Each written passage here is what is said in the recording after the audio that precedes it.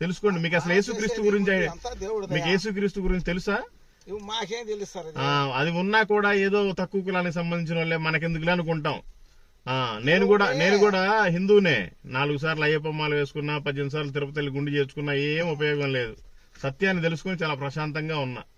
మీరు కూడా తెలుసుకుంటే చాలా బాగుంటుంది. ఏం చేసినా మనం దేవుడు ఒక్కడే మనకు. ఒక్కడే. ఆ ఒక్కడెవరు?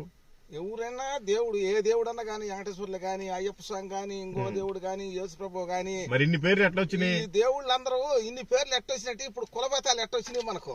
కులమతాలు అంటే మనం చేసే పనిని బట్టి వచ్చినాయి. అట్టగొడక పెద్దలు ఆనాడు దేవుడు తుట్టించినప్పుడే ఇది ఫలాని దేవుడు, ఫలాని దేవుడు రా, ఇది ఫలాని వర్గానికి ఇది చెందింది, ఫలాని వర్గానికి ఇది. అయితే సరే, నువ్వు చెప్పేది కరెక్టే గానీ నీకు భార్య ఒక ఆవిడేనా?